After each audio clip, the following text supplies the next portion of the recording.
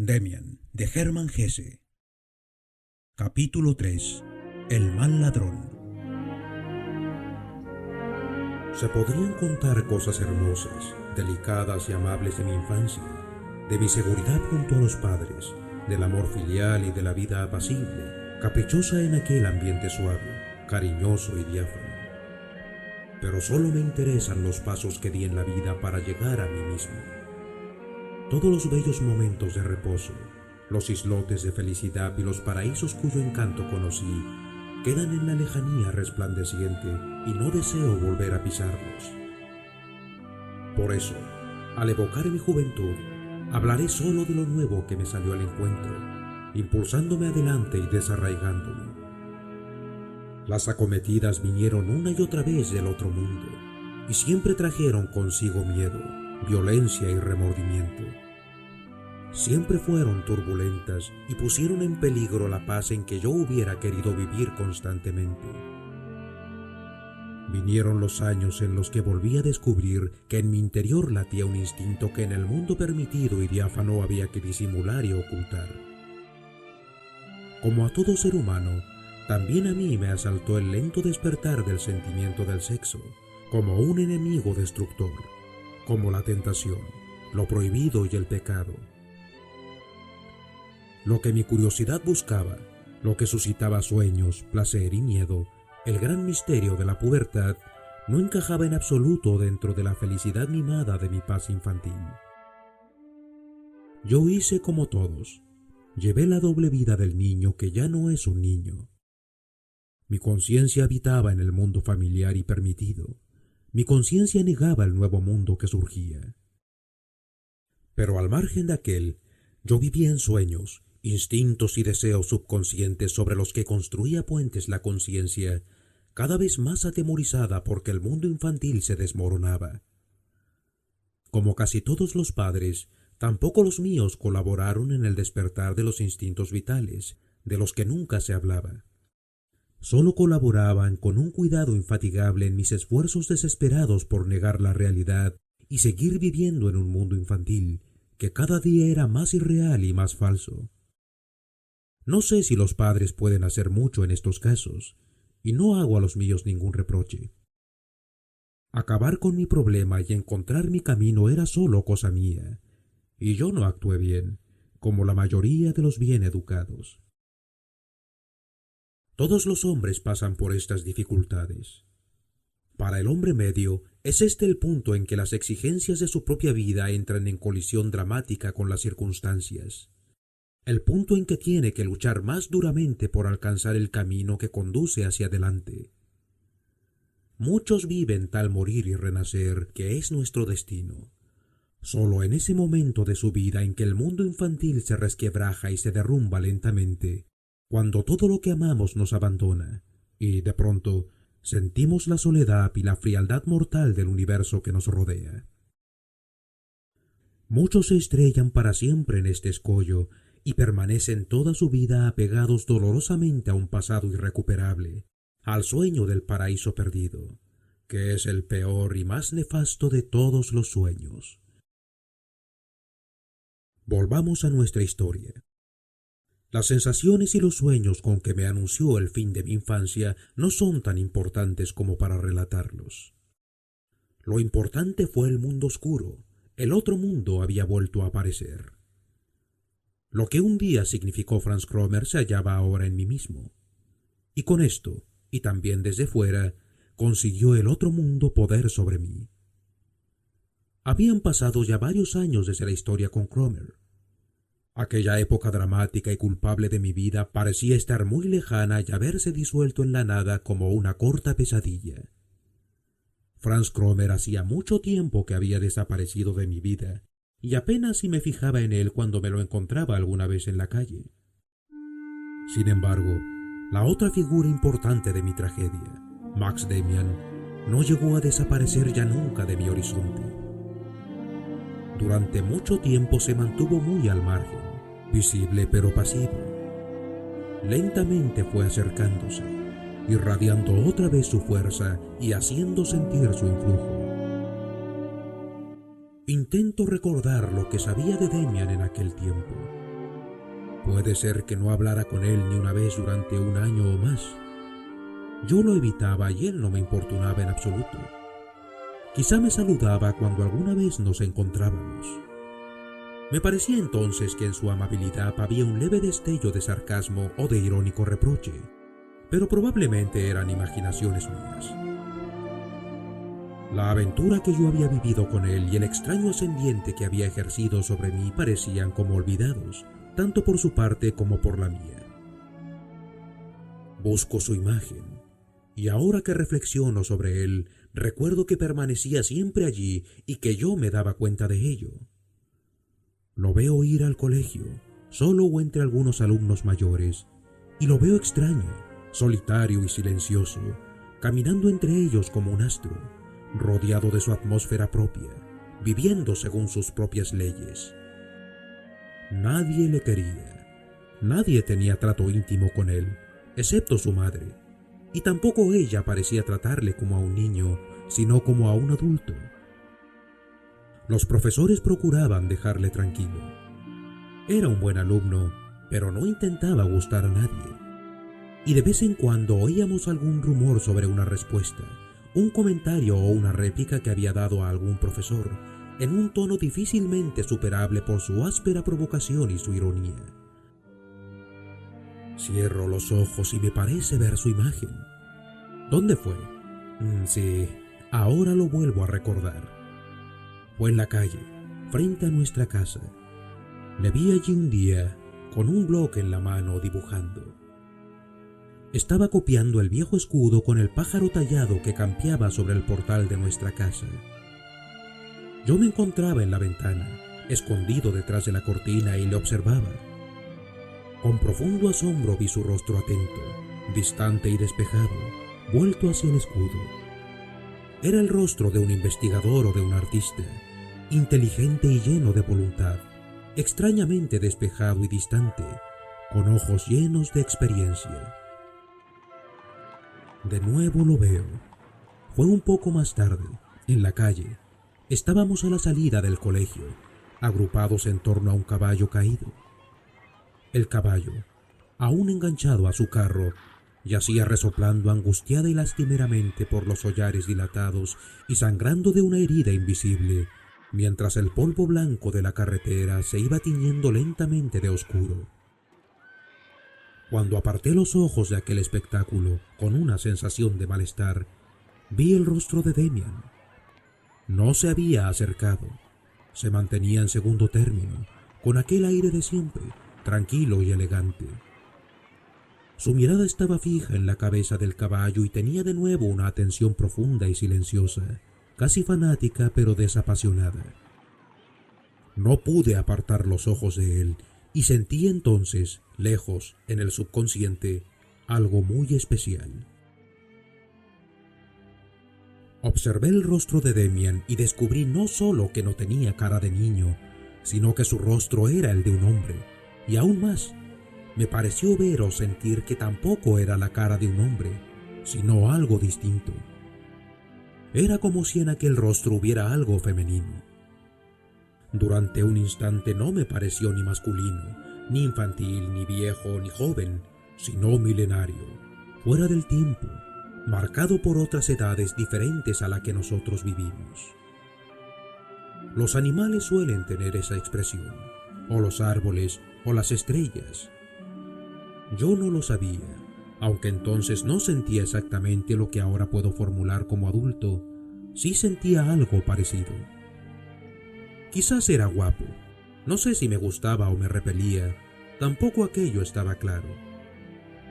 Yo solo veía una cosa, que era diferente a nosotros, como un animal, como un espíritu o como una pintura.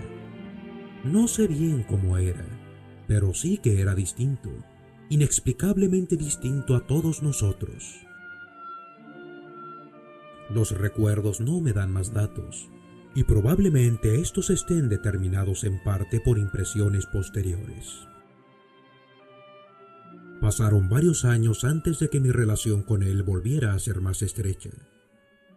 Demian no había recibido la confirmación en la iglesia con los chicos de su curso, como lo hubiera exigido la tradición del colegio, y esto dio lugar automáticamente a rumores. Se empezó a decir que era judío, o más bien que era pagano. Otros opinaban que tanto él como su madre carecían de toda religión o que pertenecían a una fabulosa y peligrosa secta. En relación con esto, creo haber oído también que Demian vivía con su madre como con una amante. Lo más probable es que Demian hasta entonces hubiera crecido sin una determinada confesión y que aquello le hiciera tener dificultades en el futuro. En todo caso, su madre decidió que fuera confirmado 2 años más tarde que sus compañeros, y así sucedió que durante unos meses fue mi compañero en la clase preparatoria para la confirmación. Durante algún tiempo me mantuve alejado de él por completo. No quería tener nada que ver con él. Lo encontraba rodeado de demasiadas habladurías y misterios, pero sobre todo me molestaba la sensación de compromiso hacia él que tenía desde la historia de Cromer. Y precisamente entonces estaba yo muy ocupado con mis propios secretos. La clase preparatoria para la confirmación coincidió para mí con la aclaración definitiva de los problemas sexuales y, a pesar de mi buena voluntad, mi interés por la enseñanza religiosa se veía muy mermado por este hecho. Los temas de que hablaba el pastor quedaban muy lejos de mí, en un mundo irreal, tranquilo y venerable. Quizás eran muy bonitos e importantes, pero no eran para nada actuales o interesantes. Y aquellas otras cosas que me preocupaban lo eran precisamente en grado máximo. Esta situación hizo que creciera por un lado mi indiferencia hacia las clases y aumentara por otro mi interés por Max Demian. Algo parecía unirnos. Me voy a esforzar por seguir este hilo con la mayor exactitud. Que yo recuerde, la cosa empezó en una clase, muy temprano por la mañana, cuando la luz del aula aún estaba encendida. Nuestro profesor de religión hablaba de la historia de Caín y Abel. Yo no entendía. Estaba adormilado y apenas escuchaba.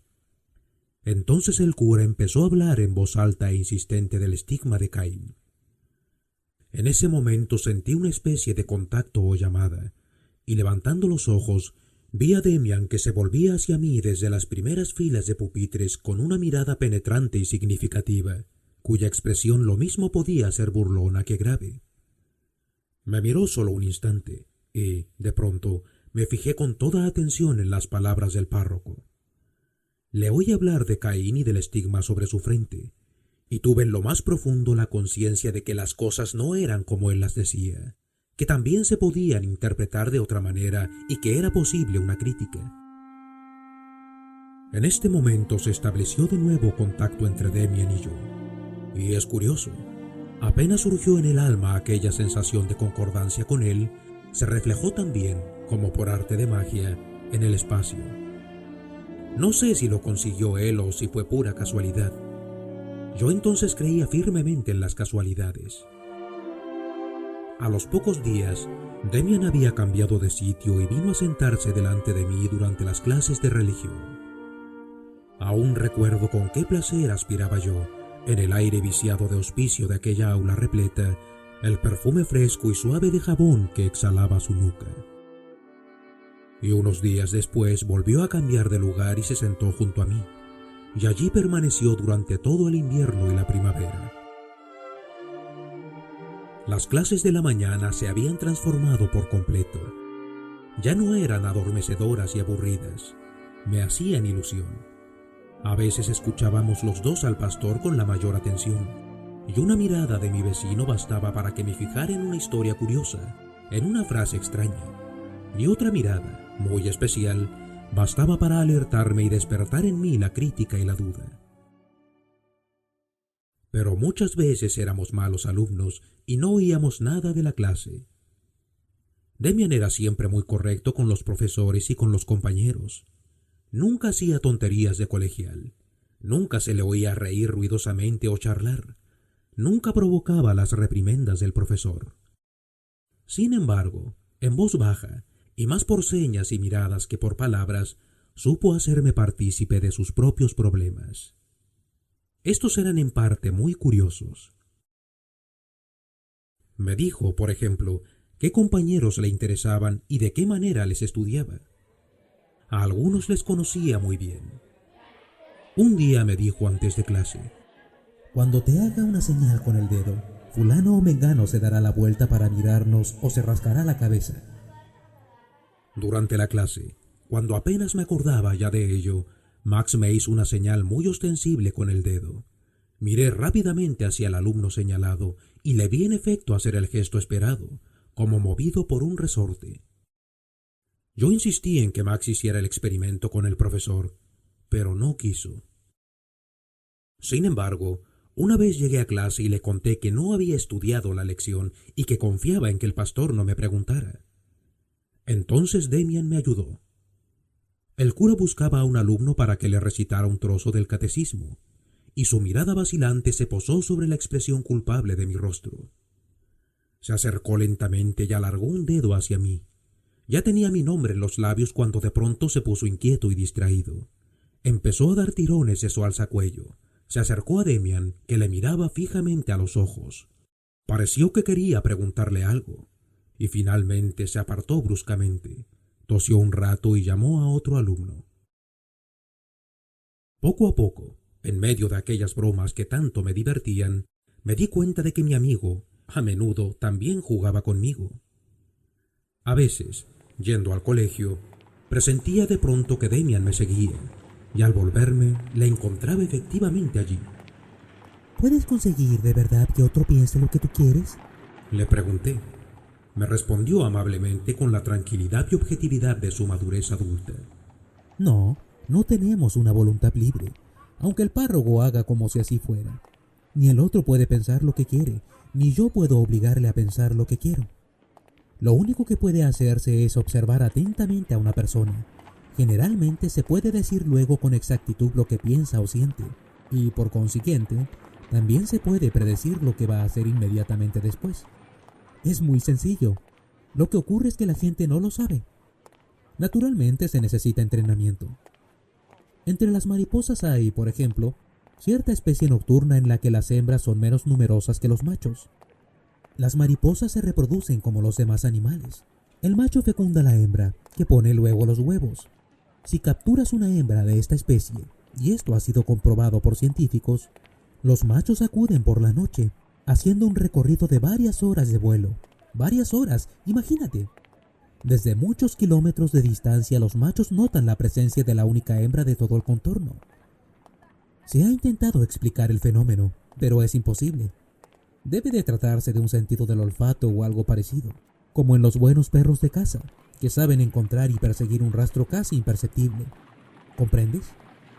Ya ves, la naturaleza está llena de estas cosas y nadie puede explicarlas.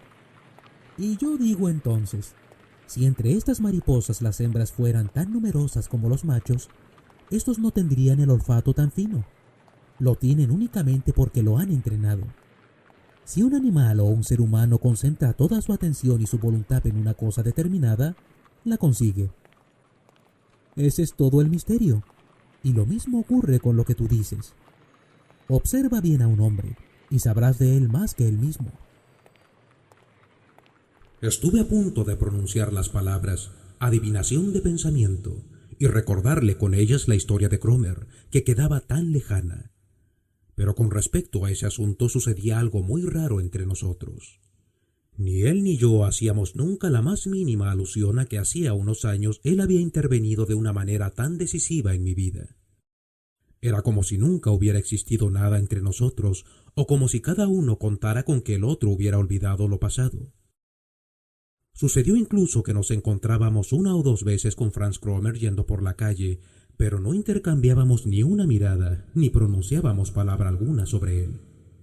¿Cómo explicas lo de la voluntad? Dices que no tenemos libre albedrío, pero también aseguras que uno no tiene más que concentrar su voluntad sobre un objetivo para conseguirlo. Ahí hay una contradicción. Si no soy dueño y señor de mi voluntad, tampoco puedo concentrarla libremente sobre esto o aquello. Me dio unas palmadas en el hombro. Siempre lo hacía cuando alguna ocurrencia mía le gustaba. Así me gusta, que me preguntes. Siempre hay que preguntar, que dudar. Verás, es muy sencillo. Si una de esas mariposas, por ejemplo, quisiera concentrar su voluntad sobre una estrella o algo por el estilo, no podría hacerlo. Así ni siquiera lo intenta. Elige como objetivo solo lo que tiene sentido y valor para ella, algo que necesita, algo que le es imprescindible. Por eso logra lo increíble, desarrolla un fantástico sexto sentido que ningún animal excepto ella posee. Nosotros tenemos un radio de acción más amplio y más intereses que un animal. Pero también estamos limitados a un círculo relativamente estrecho y no podemos salir de él. Yo puedo fantasear sobre esto o aquello, imaginarme algo, por ejemplo, que me es indispensable ir al Polo Norte, o algo por el estilo. Pero solo puedo llevarlo a cabo y desearlo con suficiente fuerza si el deseo está completamente enraizado en mí, si todo mi ser está penetrado de él. En el momento en que esto sucede e intentas algo que se te impone desde dentro, la cosa marcha. Entonces puedes enganchar tu voluntad al carro, como si fuera un buen caballo de tiro. Si yo, por ejemplo, me propusiera conseguir que nuestro pastor no volviera a llevar gafas, no lo lograría. Sería un puro juego. Pero cuando me propuse en el otoño que me cambiara de pupitre, lo logré fácilmente. De pronto apareció un chico que me precedía en la lista alfabética y que había estado enfermo hasta entonces. Como alguien tenía que cederle el sitio, fui yo quien lo hizo porque mi voluntad estaba decidida a aprovechar inmediatamente la ocasión. Sí, a mí también me produjo una sensación muy extraña aquello. Desde el momento en que empezamos a interesarnos el uno por el otro, te fuiste acercando a mí cada vez más. Pero, ¿cómo sucedió? Al principio no conseguiste sentarte a mi lado. Durante algún tiempo ocupaste el banco delante del mío. ¿Cómo sucedió aquello? De la manera siguiente. Yo mismo no sabía con exactitud a dónde quería trasladarme. Sabía únicamente que quería estar sentado más atrás. Me lo dictaba mi deseo de acercarme a ti, pero no lo sabía conscientemente. Al mismo tiempo, tu voluntad también actuaba tirando de mí, ayudándome. Hasta que no estuve sentado delante de ti, no me di cuenta de que mi deseo estaba realizado solamente en parte. Me di cuenta de que lo que deseaba era estar junto a ti. Pero entonces no entró ningún alumno nuevo en nuestra clase. No, pero yo hice simplemente lo que me apetecía y me senté por las buenas a tu lado. El chico con el que cambié de sitio solo se extrañó y me dejó hacer. El cura notó una vez que allí se había producido un cambio. En general, cada vez que tiene que dirigirse a mí, algo le inquieta oscuramente. Sabe muy bien que me llamo Demian y que yo, con un apellido empezando con la letra D, no puedo estar detrás entre la S. Pero eso no llega a su conciencia porque mi voluntad se lo impide y porque yo le pongo obstáculos. El buen hombre se da cuenta de que hay algo que no funciona. Me mira y empieza a desvanecerse los sesos. Pero tengo un remedio muy sencillo. Siempre le miro fijamente a los ojos. La mayoría de la gente no lo resiste. Todos se ponen muy inquietos. Cuando quieras conseguir algo de alguien, le miras inesperadamente a los ojos con firmeza. Si ves que no se intranquiliza, puedes renunciar a tu deseo. No vas a conseguir nada de él. Yo no conozco más que una persona con la que me falla el sistema. ¿Quién? Pregunté rápidamente. Me miró con los ojos levemente guiñados, como cuando pensaba intensamente. Luego los apartó y no dio ninguna respuesta. A pesar de la curiosidad tan fuerte que sentía, no pude repetir la pregunta. Creo, sin embargo, que se refería a su madre. Parecía vivir con ella en una confianza total. Sin embargo, nunca me hablaba de ella, ni me llevaba a su casa. Yo apenas la conocía. En aquella época intenté algunas veces imitarla y concentrar mi voluntad sobre un deseo con toda intensidad para conseguirlo. Eran deseos que me parecían bastante apremiantes. Pero no lograba nada. Nunca me atreví a hablar de ello con Demian. Lo que yo deseaba no hubiera podido confesárselo, y él tampoco preguntaba. Mi fe religiosa había sufrido entre tanto bastante deterioro. Sin embargo, mis pensamientos, influenciados por Demian, se diferenciaban de aquellos de mis compañeros que habían llegado al escepticismo total. Había unos cuantos que ocasionalmente dejaban caer frases sobre lo ridículo e indigno que era creer aún en Dios y en historietas tales como la Santísima Trinidad y la Inmaculada Concepción, y que opinaban que era una vergüenza seguir contando todavía semejantes patrañas.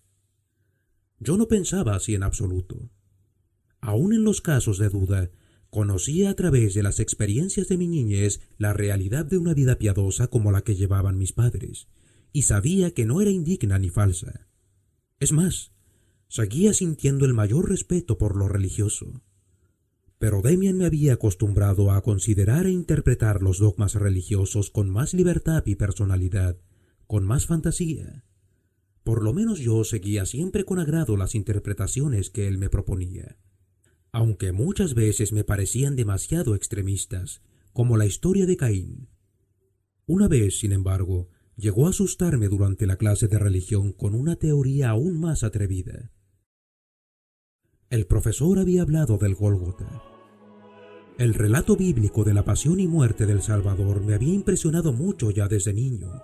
Cuando mi padre nos leía en Viernes Santo la historia de la pasión, yo vivía profundamente emocionado en ese mundo dolorosamente hermoso de Getsemaní y del Gólgota, pálido y fantasmal, pero tremendamente vivo. Cuando escuchaba la pasión según San Mateo de Bach, el sombrío y poderoso fulgor del dolor que irradiaba aquel mundo misterioso me inundaba con estremecimientos místicos. Aún hoy esta música y el actus trágicos son para mí la quinta esencia de la poesía y la expresión artística. Al final de aquella clase, Demian me dijo muy pensativo: Hay algo, Sinclair, que no me gusta. Vuelve a leer la historia y analízala bien. Me refiero a los 2 ladrones. Es grandioso el cuadro de las 3 cruces erguidas allá sobre la colina. ¿Para qué nos vienen con la historia sentimental del buen ladrón? Primero fue un criminal y cometió Dios sabe cuántos delitos. Después se desmorona y celebra verdaderos festines de arrepentimiento y contrición. ¿Me puedes decir qué sentido tiene ese arrepentimiento a 2 pasos de la tumba? No es más que la típica historia de curas, dulzona, falsa y sentimentalona con fondo muy edificante. Si hoy tuvieras que escoger de entre los 2 hombres a uno como amigo, o tuvieras que decidirte por uno para darle tu confianza, seguro que no elegirías a ese converso llorón. No, elegirías al otro, que es todo un hombre y tiene carácter. Le importa un bledo la conversión, que dada su situación no puede ser más que palabrería, y sigue su camino hasta el fin, sin renegar en el último momento cobardemente del demonio que le había ayudado hasta entonces. Es un carácter, y los hombres con carácter quedan siempre mal parados en la Biblia. Quizá fuera un descendiente de Caín. ¿Tú qué crees? Me quedé consternado. Había creído estar totalmente familiarizado con la historia de la pasión, y ahora descubría con qué poca personalidad, imaginación y fantasía la había escuchado y leído. Sin embargo, el nuevo pensamiento de Demian me sonaba muy mal y amenazaba conceptos cuya existencia me creía obligado a salvar. No se podía jugar así con las cosas, incluso con las más sagradas. Él, como siempre, notó inmediatamente mi resistencia antes de que yo dijera algo. Ya sé, es la eterna historia. Pero te voy a decir una cosa. Este es uno de los puntos en los que aparecen con toda claridad los fallos de nuestra religión. El Dios del Antiguo y Nuevo Testamento es, en efecto, una figura extraordinaria, pero no es lo que debe representar. Él es lo bueno, lo noble, lo paternal, lo hermoso, y también lo elevado y lo sentimental. De acuerdo. Sin embargo, el mundo se compone de otras cosas, y éstas se adjudican simplemente al diablo, escamoteando y silenciando toda una mitad del mundo. Se venera a Dios como padre de la vida, negando al mismo tiempo la vida sexual, sobre la que se basa la vida misma, declarándola diabólica y pecaminosa. No tengo nada en contra de que se venere al Dios Jehová, en absoluto, pero opino que deberíamos santificar y venerar al mundo en su totalidad, no solo a esa mitad oficial, separada artificialmente. Por lo tanto, deberíamos tener un culto al demonio junto al culto divino. Sería lo justo. O si no, habría que crear un Dios que integrara en sí al diablo y ante el cual no tuviéramos que cerrar los ojos cuando suceden las cosas más naturales de la vida. Demian, en contra de su costumbre, se había acalorado, mas enseguida volvió a sonreír y dejó de acosarme. Sus palabras dieron en el misterio de mis años infantiles, misterio que sentía en cada momento y del que no había dicho ni una palabra a nadie. Lo que dijo Demian sobre Dios y el demonio, sobre el mundo oficial y divino frente al mundo demoníaco silenciado, correspondía a mi propio pensamiento, a mi mito, a mi idea de los dos mundos o mitades, la clara y la oscura. El descubrimiento de que mi problema era el de todos los seres humanos, un problema de toda vida y todo pensamiento, se cernió de pronto sobre mí como una sombra divina y me llenó de temor y respeto al ver y sentir que mi vida y mis pensamientos más íntimos y personales participaban de la eterna corriente del pensamiento humano. El descubrimiento no fue alegre, aunque sí alentador y reconfortante. Era duro y áspero, porque encerraba en sí responsabilidad, soledad y despedida definitiva de la infancia.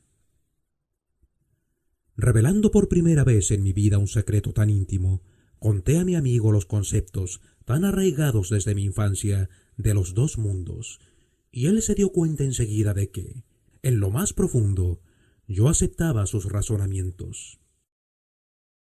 Pero no era su estilo aprovecharse de ello. Me escuchó con más atención que nunca, mirándome fijamente a los ojos, hasta que tuve que apartar los míos porque volví a sorprender en su mirada aquella extraña intemporalidad casi animal, aquella inconcebible antigüedad. Ya hablaremos otro día. Veo que piensas más de lo que puedes expresar. Claro que si es así te darás cuenta también de que nunca has vivido completamente lo que piensas, y eso no es bueno. Solo el pensamiento vivido tiene valor. Hasta ahora has sabido que tu mundo permitido solo era la mitad del mundo y has intentado escamotear la otra mitad, como hacen los curas y los profesores. Pero no lo conseguirás. No lo consigue nadie que haya empezado a pensar. Sus palabras me llegaron al alma. Pero hay cosas verdaderamente feas y prohibidas. No puedes negarlo. Están prohibidas y tenemos que renunciar a ellas. Yo sé que existe el crimen y los vicios, pero porque existan, no voy a convertirme en un criminal. Hoy no agotaremos el tema. Desde luego, no vas a asesinar o violar muchachas, no. Pero aún no has llegado al punto en que se ve con claridad lo que significa en el fondo permitido y prohibido. Has descubierto solo una parte de la verdad. Ya vendrá el resto. No te preocupes. Por ejemplo, desde hace un año sientes en ti un instinto que pasa por prohibido, más fuerte que todos los demás. Los griegos y muchos otros pueblos, en cambio, han divinizado este instinto y lo han venerado en grandes fiestas. Lo prohibido no es algo eterno, puede variar. También hoy cualquiera puede acostarse con una mujer si antes ha ido al sacerdote y se ha casado con ella. En otros pueblos es de otra manera. Por eso cada uno tiene que descubrir por sí mismo lo que le está prohibido. Se puede ser un gran canalla y no hacer jamás algo prohibido, y viceversa. Probablemente es una cuestión de comodidad. El que es demasiado cómodo para pensar por su cuenta y erigirse en su propio juez, se somete a las prohibiciones tal como las encuentra. Eso es muy fácil. Pero otros sienten en sí su propia ley.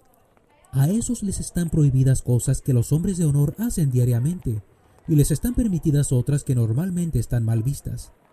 Cada cual tiene que responder de sí mismo. De pronto, como si se arrepintiera de haber hablado tanto, enmudeció. Ya entonces intuía yo de forma aproximada lo que Demian sentía cuando actuaba así, pues aunque solía exponer sus ideas de una manera muy agradable y aparentemente ligera, detestaba hablar por hablar, como me dijo un día. Notaba en mí que, junto al auténtico interés, había demasiado juego, demasiado placer en el parloteo intelectual. En una palabra, falta absoluta de seriedad. Al volver a leer las últimas palabras que he escrito, absoluta seriedad, recuerdo otra escena que viví con Max Demian en aquellos tiempos aún semi-infantiles y que me impresionó vivamente. Se acercaba la fecha de nuestra confirmación. Las últimas clases de religión trataban de la comunión. El pastor dio mucha importancia al tema, cuidó mucho sus explicaciones y consiguió que en estas últimas clases hubiera un cierto ambiente de unción religiosa. Sin embargo, precisamente entonces mis pensamientos se concentraban en otra cosa, en la persona de mi amigo. Esperando la confirmación, que se nos explicaba como solemne acogida en la comunidad de la iglesia, Yo pensaba constantemente que el valor de aquel medio año de enseñanza religiosa no estaba en lo que había aprendido, sino en la proximidad e influencia de Damien. No me preparaba a ser recibido en la iglesia, sino en algo muy distinto, en una orden del pensamiento y la personalidad que tenía que existir sobre la tierra y cuyo enviado o emisario consideraba yo a mi amigo. Intenté rechazar aquella idea porque sería vivir, a pesar de todo, la ceremonia de la confirmación con cierta dignidad que me parecía poco compatible con mis nuevos pensamientos. Pero fue en vano.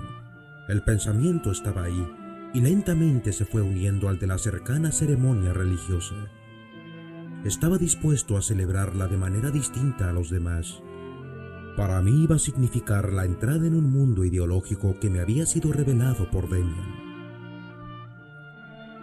En aquellos días volví a discutir vivamente con él. Fue antes de una clase de religión. Mi amigo estaba distante y no se animaba ante mis palabras, que seguramente eran muy sabiondas y pretenciosas. Hablamos demasiado, dijo con desacostumbrada seriedad. Las palabras ingeniosas carecen totalmente de valor.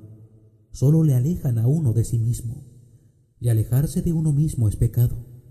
Hay que saber recogerse en sí mismo por completo, como las tortugas. Poco después entramos en clase. Comenzó la lección y yo me esforcé en atender.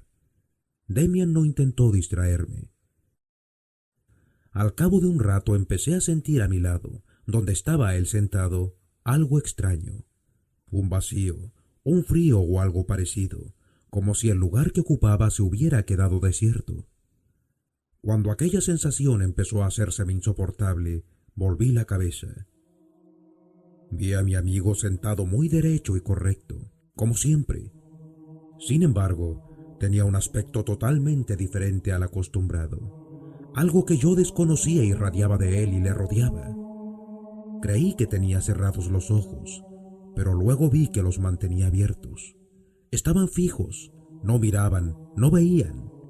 Estaban dirigidos hacia adentro, hacia una remota lejanía. Damien estaba completamente inmóvil y parecía que no respiraba. Su boca parecía como esculpida en madera o mármol. Su rostro pálido, de una palidez uniforme, era como de piedra, y solo su pelo castaño tenía vida. Sus manos descansaban delante de él, sobre el pupitre, inertes y quietas como objetos, como piedras o frutas, pálidas e inmóviles, pero no blandamente, sino como firme y segura protección de una intensa y oculta vida. Aquel espectáculo me hizo temblar. «Está muerto», pensé, y estuve a punto de gritar, pero sabía que no lo estaba. Fascinado, no podía apartar los ojos de su rostro, de aquella pálida y pétrea máscara, sintiendo que aquel era el verdadero Damien. Lo que solía aparentar cuando iba y hablaba conmigo no era más que una parte de Damien, aquel que durante un rato representaba un papel, plegándose y amoldándose para dar gusto. Pero el verdadero Damien tenía este aspecto pétreo, ancestral, animal, bello y frío, muerto y al mismo tiempo rebosante de una vida fabulosa. Y en torno suyo el vacío silencioso, el éter, los espacios siderales, la muerte solitaria. Ahora se ha sumergido del todo en sí mismo, pensé estremecido. Nunca me había sentido tan solo. Yo no participaba de él, estaba fuera de mi alcance, más lejos que si se encontrara en la isla más lejana del mundo. No podía comprender cómo nadie, excepto yo, se daba cuenta. Todos tenían que verle, todos tenían que estremecerse. Pero nadie se fijó en Damien. Seguía erguido como una estatua, rígido como un ídolo, según me pareció entonces, mientras una mosca se posaba sobre su frente y recorría lentamente su nariz y sus labios, sin que él reaccionara con el más leve gesto. ¿Dónde se encontraba en esos instantes? ¿Qué pensaba? ¿Qué sentía? ¿Se hallaba en un paraíso o en un infierno? No me fue posible preguntárselo. Cuando al final de la clase le volví a ver, vivir y respirar, nuestras miradas se cruzaron y constaté que era el de antes. ¿De dónde venía? ¿Dónde había estado? Parecía cansado. Su rostro tenía otra vez color. Sus manos se movían. Su pelo castaño, sin embargo, parecía ahora sin brillo y como cansado. En los días que siguieron intenté varias veces en mi dormitorio un nuevo ejercicio.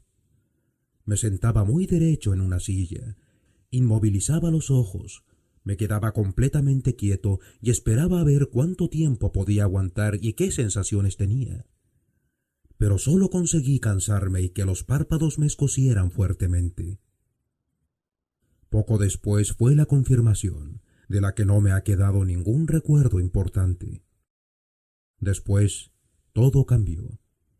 La niñez fue derrumbándose a mi alrededor. Mis padres empezaron a mirarme un poco desconcertados. Mis hermanas me resultaban muy extrañas. Un vago desengaño deformaba y desteñía los sentimientos y las alegrías a que estaba acostumbrado. El jardín ya no tenía perfume, el bosque no me atraía. El mundo a mi alrededor parecía un saldo de cosas viejas, gris y sin atractivo. Los libros eran papel y la música ruido. Así van cayendo las hojas de un árbol otoñal, sin que él lo sienta. La lluvia, el sol o el frío resbalan por su tronco, mientras la vida se retira lentamente a lo más íntimo y lo más recóndito. El árbol no muere, espera. Se había decidido que después de las vacaciones iría a otro colegio, por vez primera, lejos de casa. A veces, mi madre se acercaba a mí con especial ternura, despidiéndose ya por adelantado y esforzándose en llenar mi corazón de amor, nostalgia y recuerdo. Demian estaba de viaje. Yo estaba solo. Demian, historia de la juventud de Emil Sinclair, de Hermann Hesse.